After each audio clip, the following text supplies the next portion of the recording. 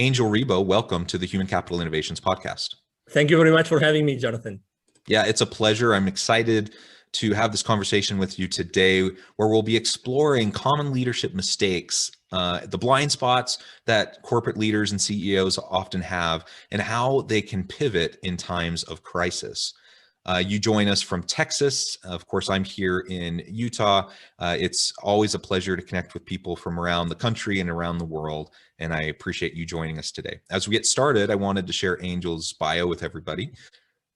Angel Ribo, known as the CEO Confidant, is an influencer, LinkedIn strategist, international TV host, public speaker, CEO consultant, board member, and philanthropist.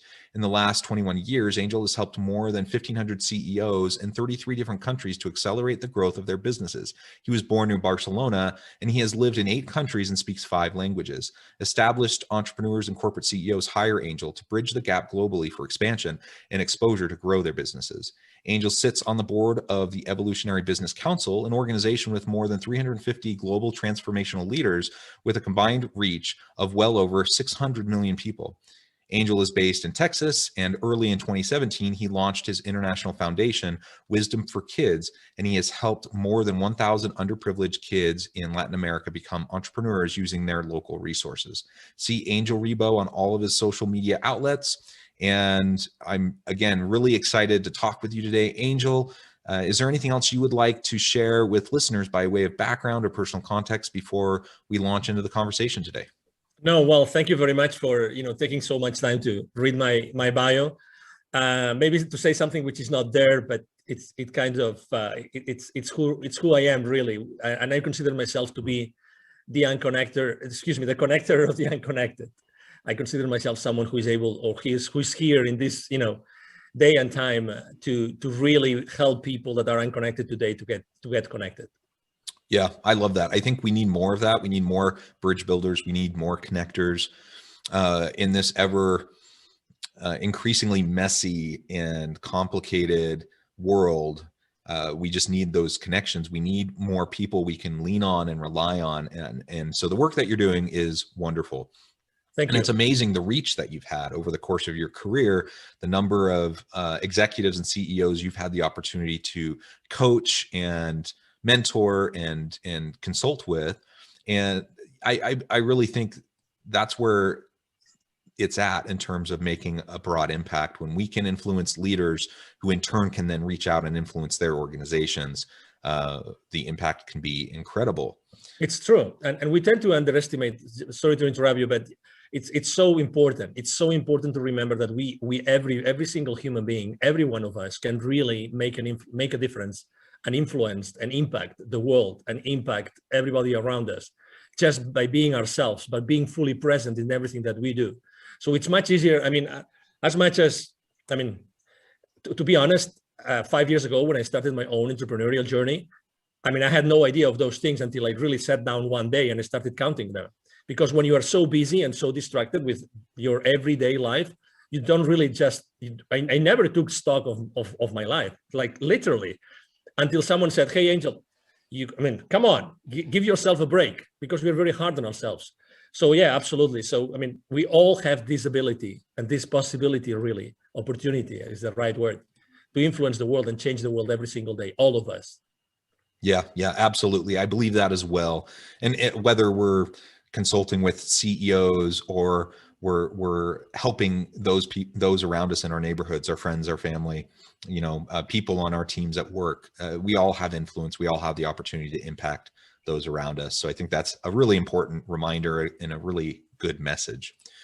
So as we launch into the conversation today, I thought maybe we could start with some of the most common mistakes that you see corporate CEOs making on a regular basis. Yes. So obviously, I would say that every single CEO is as human as we are. Any of us is, and every single CEO has had their own journey and their own experience. So at the end of the day, maybe the only difference between we mortals and ourselves, between themselves and ourselves, is that they have a larger area of responsibility. Okay, they're responsible for millions, probably millions or billions of dollars, right? They have a large teams in general, right? And obviously they have to make sure that they serve their shareholders, because at the end of the day, every single organization, regardless of the size, they are serving their organization, they are serving their shareholders, and that who are the ones that put the money in the first place. So they own themselves to the board, who is making sure that consistently those shareholders receive this value. So the first blind spot I would like to say, because I like to ask questions, the same as you. I like to ask a lot of questions. I like to launch a lot of surveys, and I always ask, what's the most difficult, what's the most important challenge you have in your company right now? And I kept on doing this last year, 2020. I kept on doing this. Why am I mentioning this? Is because consistently, I always find that the number one area of concern is their teams, is the people around them. Because there's this gap, typically between the board and the CEO, they're pretty aligned, but there's this gap between the CEO and the rest of the C-suite. And there's a big, massive gap between the C-suite and the rest of the company, regardless of the size. And this is one of the most important blind spots. And how does that translate, let's say downstream into the rest of the organization? Is that really the rest of the, employees or the rest of the team are not really fully aware of the financial implications of those business decisions. What does that mean? Do they really, before making a decision, how much of the organization really knows? How is that going to be going up, crawling up in the organization and actually adding equity to that corporation? That sounds like a little bit weird, but it's in reality, every single employee should be fully aligned. Every single employee should be fully aligned, so that every single business decision that they make should be made in a way in which the equity of the company increases. Okay. And I have to say that there's this misunderstanding, or let's say, contrary to common belief, that profits are bad, and the larger the corporation. And as you know, I'm the same as you. I love to build bridges as opposed to burning them. But the reality is that profits by themselves are not bad, because this organization exists because someone risked their money at some point, right? So I would say, if you can make some sort of judgment, you can maybe judge about what are those profits being used for, right? So aligning the entire organization in order to make sure that they are fully aware of the financial implications of the business decisions, that obviously they know how to do this, because it's easy to say it, but how do you actually have an organization that are fully aware to do that? And the best organizations last year, they kept on investing in their employees. The best organizations last year, regardless of the industry, regardless of the geography, the best companies out there and the best CEOs, what they did is they kept on investing in their employees to make sure that this engagement, which is typically criticized, again, something else that is every single, 76% of employees in the US are not engaged. Well, I mean, I don't know if I'm not sure if it's 76%. It's a large amount of them, but still, the best CEOs last year kept on investing in their employees, trained their employees so that they were more aligned with the organizations, and they therefore, the rest of the C-suite team and themselves could keep those employees accountable, because it's not fair to keep them accountable if you have not given them the right tools. Make sense? Yeah, absolutely. And I think one of the reasons why that is probably the case from this previous year, in the times of turmoil, the pandemic, companies are adjusting and having to pivot on a dime, just in order to stay afloat and to stay open and to not lay off all their people. And so in order to do that, it required a heightened level of transparency and openness and a showing of genuine care and empathy. And I think the seriousness of the situation and the speed at which we were all of us were thrust into it, I think lended itself to many organizations and many leaders really stepping up to the challenge to focus on their people. Now, there were others that didn't, clearly, and it wasn't a universal success.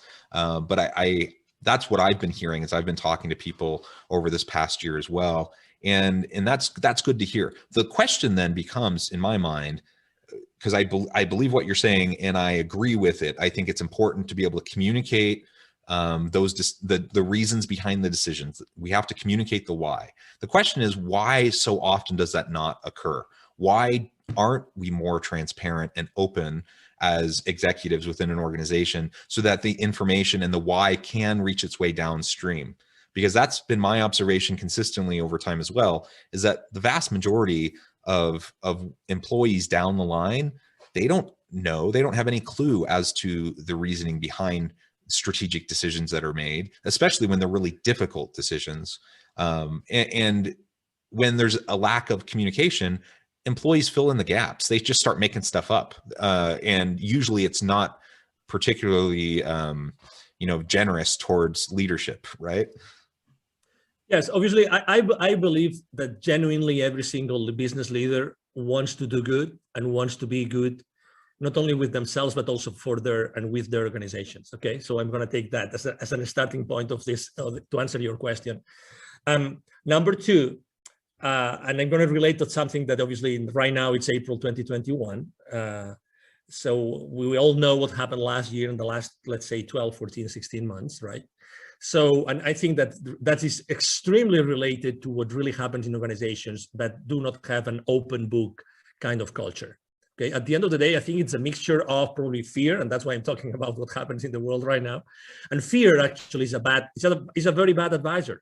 Sometimes, organizations grow so fast, and they become so big and so difficult to manage.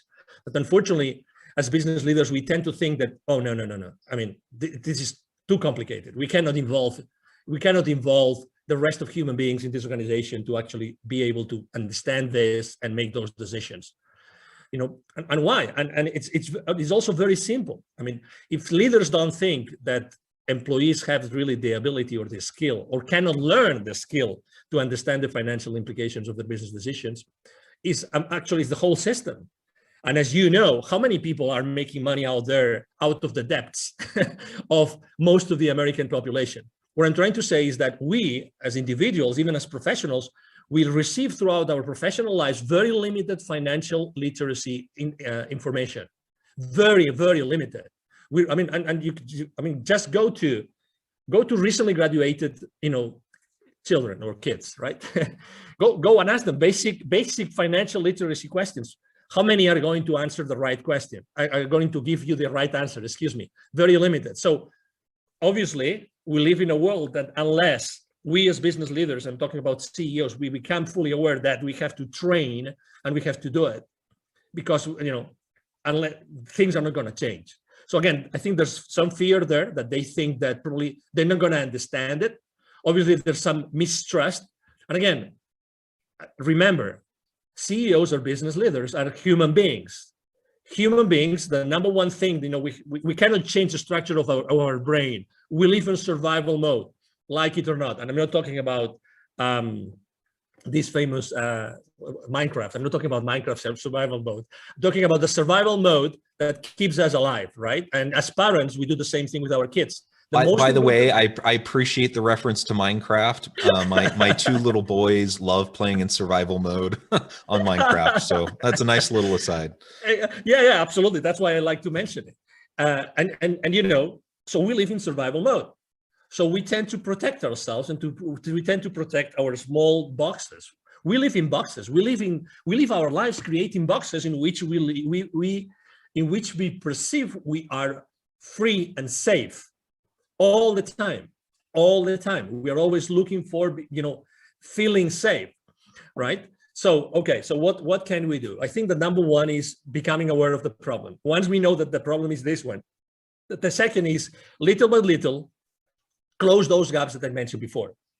And the gaps and as soon as you start, closing those gaps, you will realize that everybody fully empowered can actually keep on increasing shareholder value non-stop. And it looks like we're talking about large corporations. That applies to the small, 5, 10, 15 employees, mom and pop, brick and mortar, business. It's the same thing. Actually, this week, I forgot who that was, a very famous, food industry franchisee. There was in all the news, there was this, big announcement. Franchisees are not happy, blah, blah, blah. I mean, I obviously, it's unfortunate that went to the media, but I'm sure that this company is trying to do a great job of keeping all their franchisees, afloat. But the thing is, what's the right thing? What's the right set of skills that you give those franchisees in order to survive in a place in which, for the last 16 months, the consumption of food by every one of us has changed. The way we consume food, the way we go to the market to buy food has changed. So the fast food industry has also changed. So again, it's the same thing. Are we caring enough about giving everybody around us, all our teams, all of our partners and franchisees and channel partners, the right set of skills so that they can stay consistently afloat? So the answer is probably no. But can we do it? Of course. First, become aware. Second, make sure that you consistently are trying to close that gap. Yeah, and so you've already kind of alluded to some of the blind spots. So mistakes often occur. Well, sometimes it occurs due to negligence. Sometimes it occurs by no fault to anyone. It just kind of external pressures happen and mistakes happen. But sometimes it really is blind spots. Like, you just have no idea. You don't know what you don't know. Exactly. And you're in these new complex situations. You're being generous and assuming the best case scenario for leaders, that they're just doing the best they know how, but they have a blind spot. So you've already kind of acknowledged what a couple of those might be, and how acknowledgement and awareness is probably the first step. How do you increase that level of awareness when you do have blind spots that are hindering your ability to lead effectively? Yeah, I have a business mantra that I use both with entrepreneurs and with corporate CEOs, and that is take imperfect action now. I like, take imperfect action now. Okay. So again, since day one, the first time we hit a kindergarten place, it's perfection, right? I mean, we have to learn everything, and everything has to be perfect, has to look perfect, right? I mean, you name it, right? So in reality, perfection is one of the most important deterrents of anything that we do. So I think that the first thing that we have to do is, as business leaders, become aware that we have to start exploring many other possibilities. I would say that the larger the organization, the more complex they become. I like to use simplicity. One of the main reasons why this is happening, all the blind spots we have been talking about, is because there's a lack of clarity. With a lot of many different issues and so many moving parts to achieve certain goals that the board is telling you to do or to achieve, you lack clarity. So there's so many routes, there's so many things to do. And then with lack of clarity comes complexity along with it, like all come together. That's why I like to talk about in terms of simplicity. Take very simple ideas, use something called the deprivation test, which is try to stop doing all those things.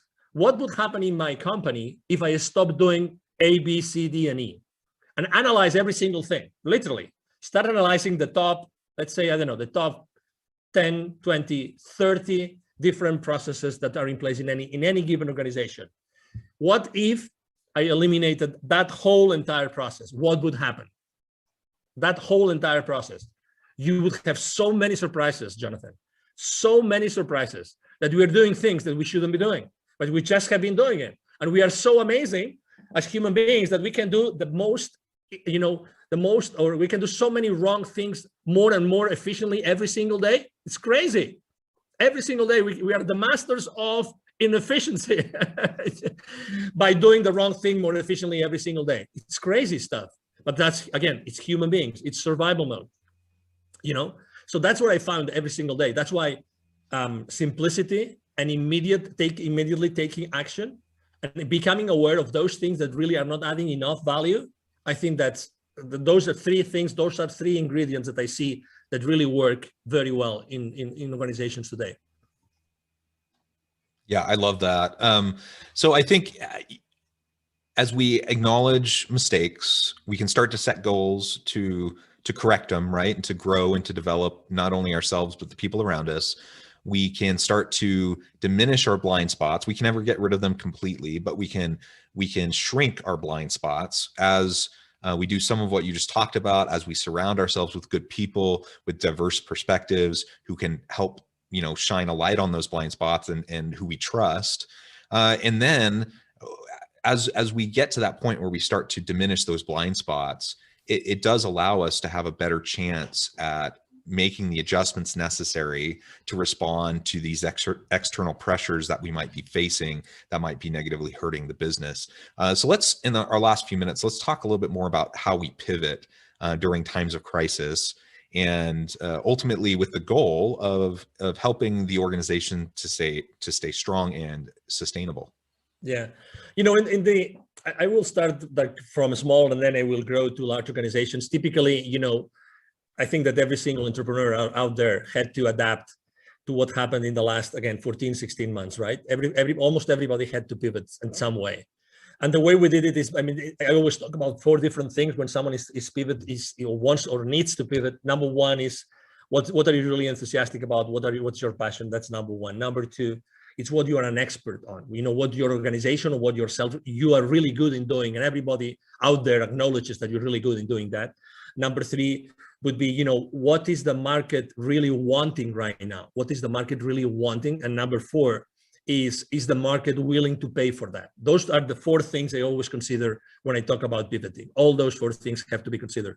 If you are an entrepreneur, the passion part plays a more important role, just because you are, let's say, you're closer to, when the rubber hits the road, right? You are much closer to making decisions, and those decisions transpire to smaller organizations faster, right? But when there are larger organizations, basically, exactly what your expertise is, and that's the main thing. That's the main thing that happened last year, right? And I'm not going to talk about declining revenues in most of the industries, but I'm going to talk about how last year the markets changed.